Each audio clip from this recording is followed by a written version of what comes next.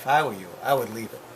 Unless you do a whole lot of playing up there on the top 6 or 7 notes. Well, you know, I mean, that I am doing some playing up there because this particular piece by Heinrich even goes beyond 73 notes. It goes up to, it's all over the keyboard. It was obvious that's what he was really interested in doing, is contrasting all the ranges of these instruments. But my goodness, this is all original. Ha ha ha. Wow. It's missing that string. Yeah, well that's why I'm thinking Tim Hamilton, because he makes those. Does he? He's got a machine and he makes bass strings for this time period. All right. And okay, so this is the place where the crack here. You take that screw out, you take these strings out, you'd glue the cap back down if that's what's happening, which is what it looks like is happening. Mm-hmm. And then after the glue dries, you put the strings back. It's not that huge a problem. Let me ask you, you tuned this a little bit in the middle range or whatever? Yeah, I tuned it a little bit, but all right, it was up to pitch and sounded pretty good. The question is, what's the the torque on the tuning pins? The big concern is the frame. Is it intact? What's the status of the bridge? What is the status of the strings? And whether it'll hold tune to whatever extent it can. Well, we've had this thing for,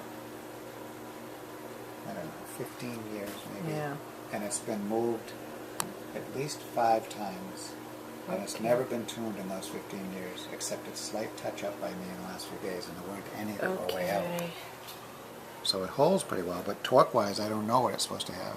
Yeah, me neither. But that's what I've heard from this guy, Ralph Nielsen, that I should be aware of that.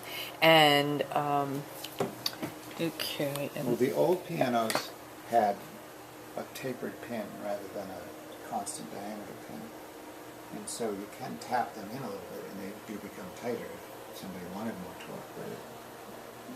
But I wouldn't recommend it. Or you could restring and put in bigger pins, but no, that's like disaster. If you can avoid that. That's what happened with the Tonkus. Yeah. I would just, it's holding as is, so I wouldn't mess with it. Interesting.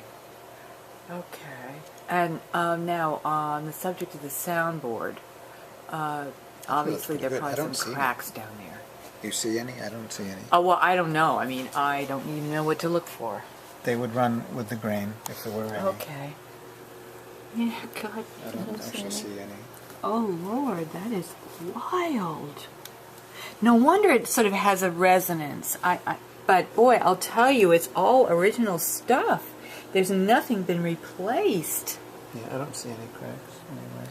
There's something here that's missing here. Look at this. That's one of the soft pedal things. So try the soft pedal. Oh, yeah, I want to do that. Okay, I probably am going to bail out of this for the moment.